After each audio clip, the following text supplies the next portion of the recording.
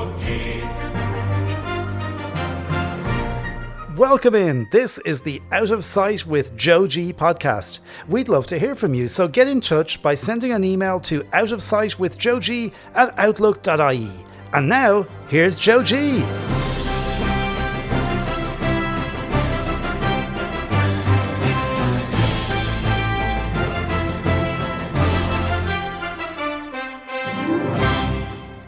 Hi, hello, how are you? You're so welcome to another summer episode of Out of Sight with Joe G. A lot to come on today, but are you enjoying the long hot summer? Many are, but there are some who for various reasons are not. But look, let's get on with the show here. In just a few minutes, we'll be chatting with Ireland's first ever Paralympic superstar, and she'll be telling about a summer a long time ago. We'll follow that with the story of another superstar, and that's the Eamonn Coghlan superstar. And the day he gave us the shirt off his back. We'll take a hike, would you believe it? Beginning in the Joyce country. Now there's a clue to who we might be chatting with there. But first though, let's take our final visit to Billy Shanahan's final Trip2Tipp to chat with the folk who stoke. Noel Kelly from the legendary Limerick Kelly family. So many people from that family.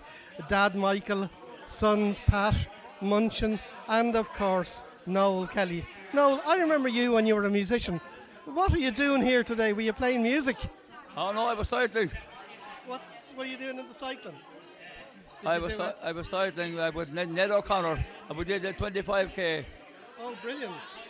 And you are a regular cyclist, aren't you? A tandem cyclist? A regular cyclist, yeah. Yeah. Until recently, yeah. Okay. But you enjoyed the spin? Oh, I love it, yeah. Were you breaking records? I love the outdoor. Yeah, yeah. No, I'm not breaking records. I'm happy enough to be a good average cyclist. And the weather was good? Weather was good, yeah. Yeah. A little drop of rain to start, but it cleared up great. Are you staying overnight here? No, going back at the 5 o'clock train. Oh, very good. Back to Limerick. Back to Limerick. Okay. Well, it's lovely to see you. What else are you doing these days? Are you still playing a bit of music or not? Yeah, I still play music. I do a bar once a month, and I do nursing homes as well. Oh, very good. So we kept going, yeah. And I do plenty of work at the gym. I have a gym at the back of my house, you know. Yes. Okay. So keeping active all the time as long as I can. Well, I'm glad to see you look fit and well. I mean, you're nearly as young as me. No. Nearly, I said. But, what are you? You're 77, are you? I was born in 77, yeah. Yeah, right. Right. Listen, Noel. You wish. Oh, I wish. Listen, lovely to meet you, lovely to chat, and thanks for coming on here. Let's say hello now to Robert Dowdle. Robert, you were on the cycle today. What did you do, the 200k? Oh, God, no. I done the 60 with me. I had a new pilot today by the name of Tommy Connolly. Okay. He's part of the Galway troop. Oh, yeah. So I cycled with him for the first time today, and it was absolutely brilliant. That's good, brilliant. Strong cyclist he is. So you did the 60k probably in an hour? Just over 2 hours. Oh, well, you did better than me then. Have you been involved in other sport as well? I was very part of the Blazing Sads for years. Yes. And also the walk group. I was very much involved with the walk, and like I climbed Kilimanjaro and Base Camp Everest with the Terracotta Ramblers. So I was very much involved with them, yeah. So with the Terracotta Ramblers, you got to the base camp? Yeah. Very good. Yeah, I did indeed. Oh, that's brilliant. So you know Eamon Duffy very well? Absolutely. Who doesn't know Eamon? Yeah, of course I do. You've been an adventurer, a walker, and now a cyclist. Are you back on tandems? Yeah, look, I really got involved in cycling. A guy I cycled with in Australia years ago, Thomas Corkin, who lives in Cork. We just got in touch out of the blue there a few months ago. Yeah. So we done last year, sorry. So we done the Connors Pass last year. Yes. And next weekend we're going to do the Ring of Kerry, which is 170 kilometres. Oh, God. So that's the trip this year. Jeez. And we were only back from Roscoff there a few months ago. Yeah. We cycled from Roscoff to St. Marley, and that was tough. That was tough. How far, what of a distance is that? It was just under 400 kilometres. But it had nearly 2 corner passes every day. Yeah. It was like, here's my head, my backside is coming. You know? Oh, I know that feeling. It was tough. Yeah. So 60k today was a sprint for you. Dave Ryan, the last time I saw you was at Mayfest. What are you doing in Tipperary? How did they let you out of Dublin? I know Billy a long time. and I've a hell of a lot of respect for him. I knew this was the last one, so there's no way I was going to let him down on this one. Kind of met Billy a long time ago. Sean Kelly did a cycle for the NCBI. Right. I think it was probably the 80s or early 90s. Mm-hmm. He was actually one of the stewards on it. Okay. And there was another guy, Phil Cassidy, as well. Yes. And that's kind of, I met Billy at that stage as well, like. Okay. And over the years, I kind of have grown to love Billy. Billy's a really amazing person. Like. I was excited about today. Like, absolutely love Tipperary anyway. Like. Any excuse to go to Tipperary. What did you do on the cycle today? Did the 100k, yeah. The 100k? Yeah, and it's my second, like, I'm only blind 8 years. Yeah. So the thing was, the last year I tried to do it, and I only got up to the hairpin, and I didn't get over it. This year I got over it, and we were flying. Really, really enjoyed it. Like, you know. Well, listen, congratulations, Dave. No. Good to see you, and good to see you in Tipperary. I hope you find your way home. You know the only good road in Tipperary is the Dublin road. Go on now with that now. I'm looking forward to driving home. In a taxi. Yes, wonderful memories. I hope Billy Shanahan and family have had a great rest. They so deserve it. But you know something? I wonder what Billy is up to next. Billy, you'll tell us when you're ready. Now from Thurles in Tipperary to St Johnson in Donegal, because next Thursday, the 20th of August, it marks the 30th anniversary of Ireland's first and only gold medal at the Atlanta Paralympic Games. So let's chat now with the lady who won the sole gold and became an overnight superstar. Bridie Lynch, Ireland's first Paralympic superstar. How's it going? It's going good, Joe. Thank God. All's well. I'm still doing a bit. I'm off to do a Camino in Spain at the end of the month. Oh, brilliant. That's my third one. So. Oh, they're very fashionable. Is there no Camino in Donegal? There is, yeah, but it's too costly to do that one. And two, it's about €50 a day. It's €50 a day they charge for each stage. Yeah. And what's this? The Blue Stack Mountains, is it?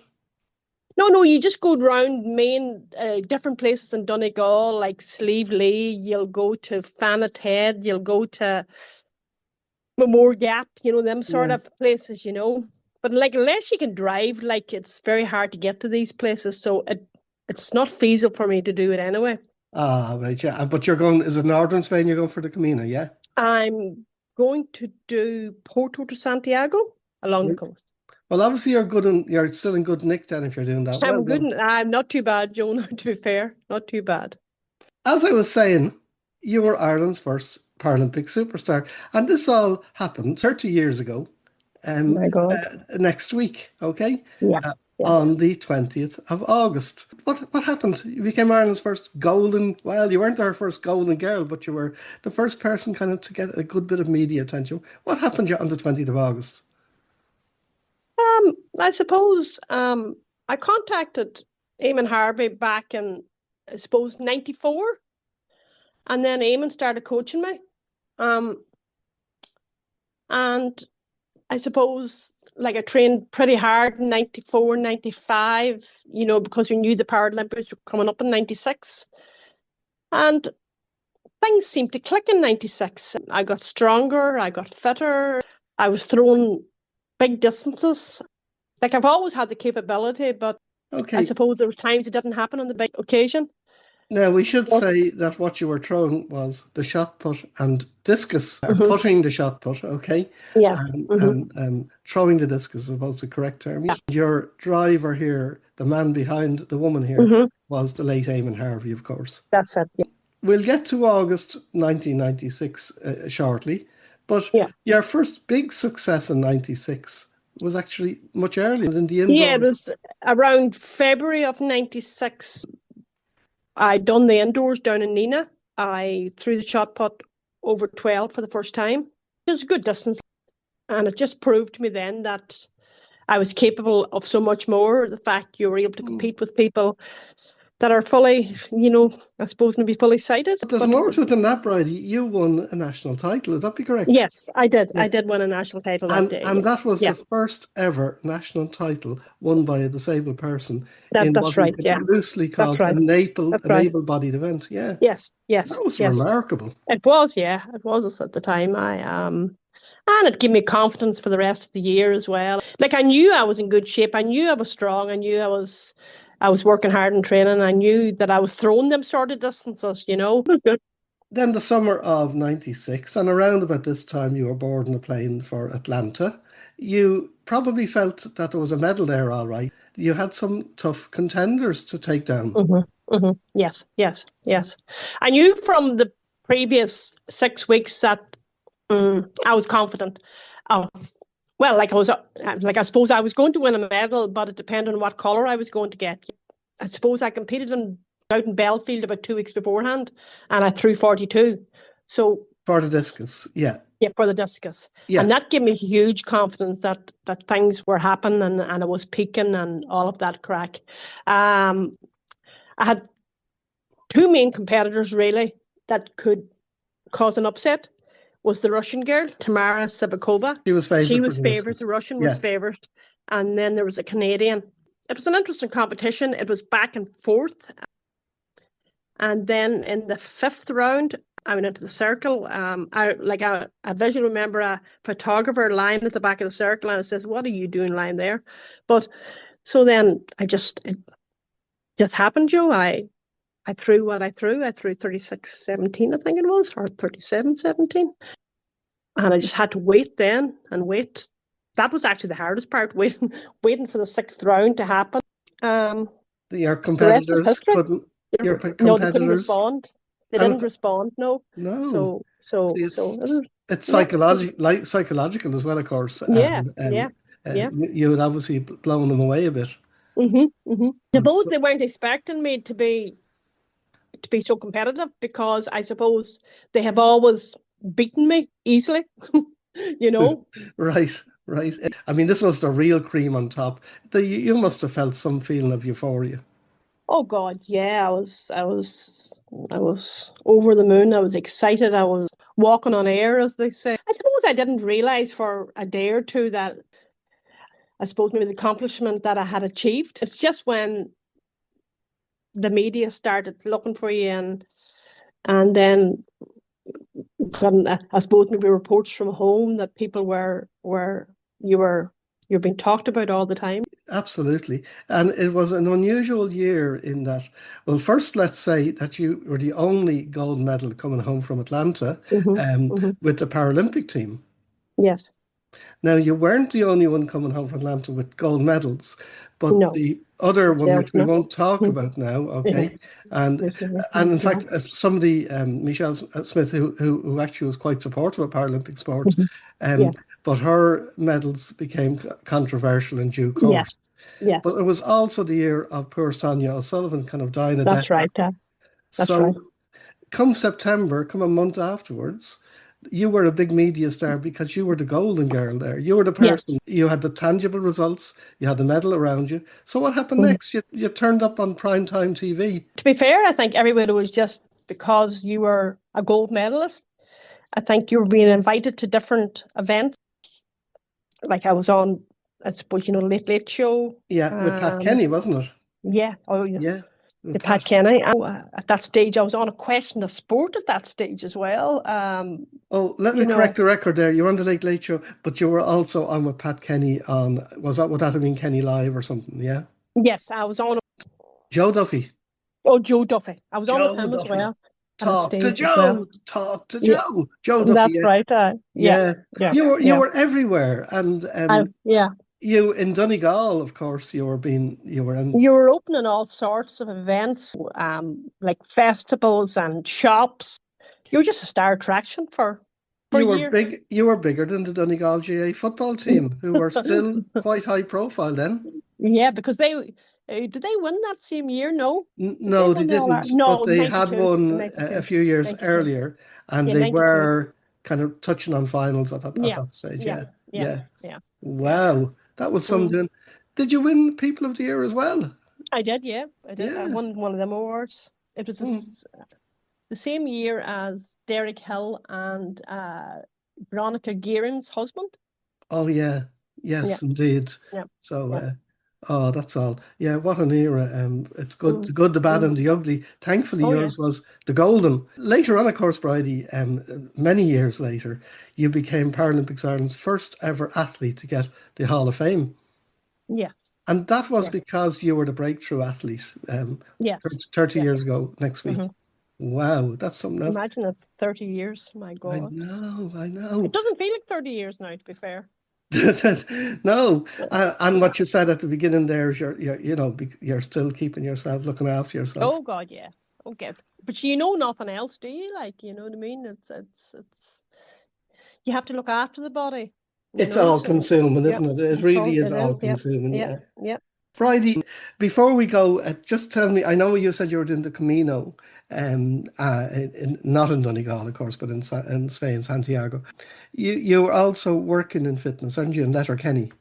Yes. Yes. Yes. Okay. So you're doing a bit of work around the Letterkenny area. I'm doing a bit of work around the Letterkenny area.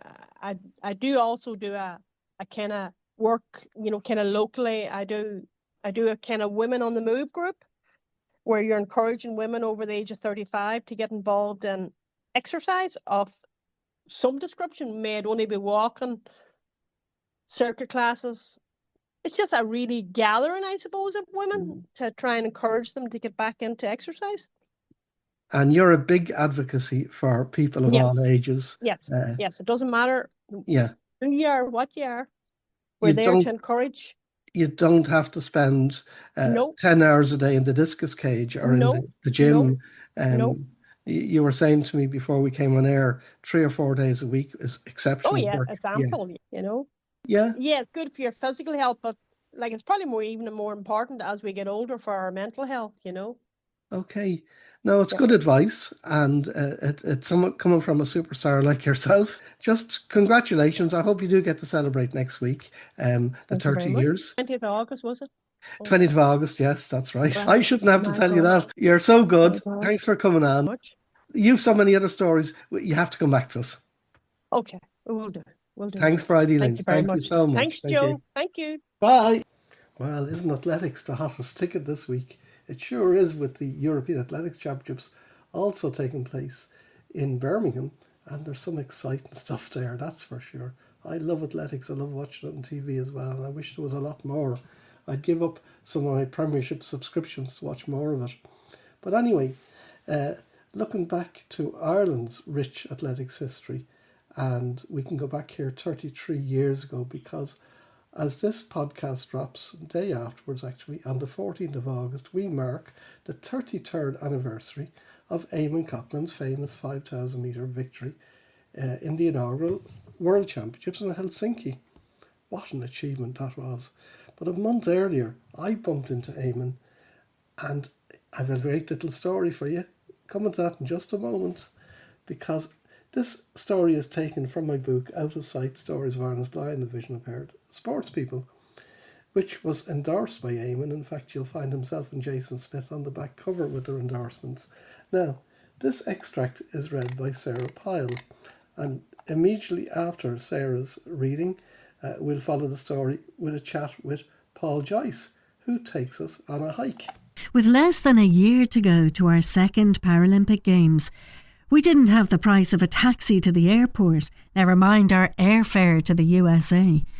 Time then for world champion athlete Eamonn Coghlan and his number one fan, Mick Kelly, Pat Kelly's late father, to turn a running vest into gold. I was out in the infield as Eamonn Coghlan ran a blistering 3.53.48 mile in Dublin in July 1983. It was a calm, dry Saturday afternoon at the Donegal Harriers Coca-Cola International Athletics Meet at UCD Belfield. As a member of the organising club, I was given a small job on the inside track supporting athletes. Eamonn Coghlan was in great form that day. He had come off a fantastic indoor season with a new world 3.49.78 mile record. So being in the right place at the right time was all important. Moments after crossing the line, Eamonn met the media and gargled some coke for the photographers. He spat it out as soon as the cameras were turned off. As he was exiting along the track area, he exchanged some banter with a group of us from Donegal Harriers. I cheekily asked if I could have his shirt to raise some money for B or VI athletes preparing for the Paralympics. "Of course," he replied. "Ring me in a few days, as I need to have it washed. It's yours." 3 days later, I rang Eamonn from an old phone box at the CIE Cold Cut Club in Ballyfermot. "Where are you, Joe?" When I told him I was at a fundraising function, Eamonn said, "I'll be right down. Let's present it now." I was unprepared, no media, no cameras, so I asked Eamonn to hold off. He reluctantly agreed. We never did have the presentation, as he soon returned to New York.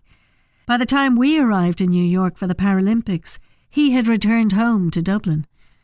I collected the signed shirt from Eamonn's mother's house on Cooley Road, Drimna, and promptly passed it to Mick Kelly. Mick framed the shirt and organised a raffle around the pubs of Limerick. Taking the shirt off his back paid immediate dividends as Eamonn Coghlan won the 5,000 metre at the Inaugural World Athletics Championships in Helsinki a month later. Mick loved the Coghlan shirt, but soon they parted company as his raffle raised a staggering £3,000, €12,000 in current currency.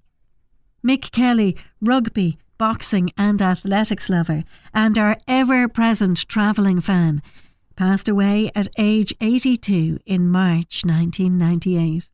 Paul Joyce, did you just tell me to take a hike? No, I said, Joe, we do hiking. So where do you hike? Usually out around Connemara, like the Diamond Hill, Crowpatrick, and there's a few other little walks down my Lussa down in Clare. We've hiked, well, it's a bit tougher now than a hike Carntoohil, so it is in Kerry. Carntoohil is the highest, is it not? Yeah. We've done that there last year, and that was a bit of a slog now, right? So it was. With hiking, going up a hill, I don't mind. It's the coming back down is the hardest. So it's like, you know. Yeah, I was going to ask you about that. How your eyesight now? You've little or no eyesight. Yeah. So it's just, I suppose, myself and Mary really mostly. Like, so she's gotten used to me. So it's just when you're going uphill, I'll just have her elbow, whatever, like, you know, or even just the hand on the back. And going down, then I just kind of, it's mostly on the shoulder, because otherwise both your arms will be sore like by the time you finish. So. Yeah. I suppose the toughest one we've done now was the end of last year. We did Wheelwray, which is in Mayo, and it's the highest in Connacht. Okay. And how high would that be? 2,500 feet?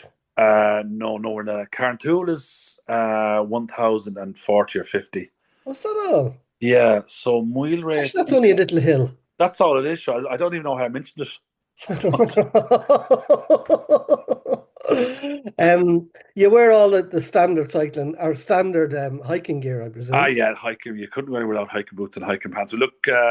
We probably don't look too professional, like, but we'll. Now the one we did in like Carntoohil, we had a friend of mine who was the guide there. Like, you know, there was 5 of us on that trip there, so there was, and we left the Airbnb just outside Killarney, so I drove down and hiked it. Now it did take a bit of time, like, so the lady in the Airbnb office next door, and she didn't see the car back, and we had a missed call from her, but we didn't get back to her. And then she said, we got back to the house, she goes, I'll give you another half an hour, and I was going to call in there and rescue, because sure, we were dawdling. We stopped off for a bite to eat in Killarney and all that, so we were taking our time. So she was getting a bit worried about us now, because it is a dangerous hike, so it is. Yes. You know? And you do have to keep the timetables, don't you? Yeah. Yeah. Oh gosh. And once let people know as well, like that they're rare. And have you? I know this is awful, but I mean the hardest part is coming down. Okay. Yeah. Already, is it? Have you ever felt slipping and kind of wondering? Oh, you'll always end up on the ground at some stage, like, you know. Yeah. You have to accept that, you know. So Now the day we did Wheelwray, now the highest mountain, it was very damp, and it's like you're going. The mountainside is boggy, so there's a lot of slipping and sliding there, like, you know. Yeah. But once you know to have your hiking pole there, and that you kind of brace yourself, like, you don't let yourself travel. You know, once if you start moving at all, like, you mightn't stop. You know, so say, like, Paul, I said to you, I've never hiked in my life, you know, and say I said to you, Paul, I'd like to do a bit of hiking. I'd like to spend maybe 1 or 2 weekends in the month where I get away and, you know, get away from it all. Yeah. Where would I begin, apart from getting the basic gear, which we'll take as a given, okay? Yeah. What kind of hills should I go to first? And have you any? Well, you need to start off. There's plenty of lower ones as well that you can do. Yeah. Now there's one now that's tough. It's about maybe 440 or 50 meters, Diamond Hill, it's out in the Connemara National Park. Okay. Now that's kind of, they got stepping stones there. So it's a tough one. You know, you've done a hike when you're done with it, even though it's not that high, and it's well marked out as well. Okay. So it's and it is like anywhere that you go where you're off road basically can be dangerous. So always give yourself plenty of time. Start off early in the morning so that you don't run out of daylight. And if you have a place where you think you're not too sure, like, I mean, Wheelwray now, we actually went with a guide as well. There was a group that go hikers. We just joined on with them. Yeah, and I would imagine for beginners in particular, you would always want to go with a group. Yeah. You're better off in like safety numbers and someone that knows what their route, because like there's some nice lovely walks around as well where you don't actually have to go hiking high. You can there's tracks you can follow. Some lovely parks around, and where you do get a good like there's one now I haven't done myself now yet, but it's down in County Clare. It's supposed to be lovely. It's 12 o'clock hills. Okay. And it's basically a 12k circuit, but it's a track, and it's up and down. The one we did there now is actually quite handy as well. Was up in Fermanagh, the Stairways to Heaven. So you do walk a bit, but then there's a boardwalk that brings you across the bog, and then basically you're climbing stairs to get to the top of it. There's actually wooden stairs. Wow. And that's very feasible as well. So it is. Okay, so thanks, Paul. This is really helpful because at this time of year, it's just outdoor pursuits are where we all want to go. Yeah. I'd say if you were to do the stairways, you probably want to get out there early morning because it gets crowded. Like there's very little place to go because there's probably just the width of a boardwalk and it's just basically stairs. So you'll be a lot of stopping and starting as well. Well, I'm afraid the only Stairways to Heaven I've been to is Led Zeppelin. But listen, that's even obscure for some of our listeners. But listen, look after yourself, Paul. Yeah. Thanks a million, Joe. Thanks for having me. Thank you very much. You're very good. Thank you. See you. Bye. I will walk 500 miles and I will walk 500 more. But I won't be knocking down any doors because I'll tell you, in this weather, I'd be lucky to walk 500 metres. But that isn't the case for other people on the podcast here. Robert Dowdall, well, as we heard earlier, the base camp on Mount Everest is where he will spend his holidays. Well, where he spent his holidays some years ago, actually. But Bridie Lynch, she's heading off shortly to the Camino. Oh, walk away. You're always a step ahead of me, you guys. The Leaving Cert results, well, they're out next Friday. Best wishes to everybody who sat the exams. You did incredible to do those and to go through that full cycle. Best luck with your results. You know, maybe you get your first, second, third, fourth, or maybe even your 23rd choice.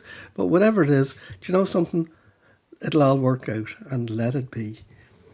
Claire McLaughlin, well, she's not worried about Leaving Cert results. She's off in Italy, I see, because the August Scene Unseen is taking place at the Irish Pavilion at La Biennale di Venezia on Friday, August the 14th. I see that's a day after we drop. So a little late for us here, but we're doing our best. But listen, the contact details for that are in our show notes. No, we don't expect you to go to Venice, but she has online options, and I'd say it'd be beautiful to see that. Yeah, Venice at this time of year. I think we'll also give a shout out. Yes, we have to give a shout out to Edna Farrell. She's been very kind to us on socials, and thanks, Edna, for the comments. We really welcome those little things you say. And Tina Pollock. Tina, we met you at the Trip2Tipp, and I'm hoping that myself, Grania, and yourself and Raheem can meet up shortly, and we have to get a nice little podcast together. Tracy Percy, well, Tracy, best wishes with the Inclusion Games this weekend.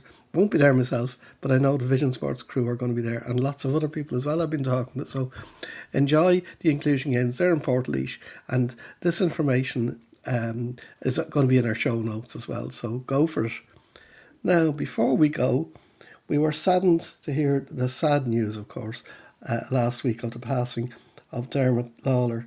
He's Stuart's dad. May he rest in peace. And so it's a wrap for this episode. Don't forget to tell your friends to follow us.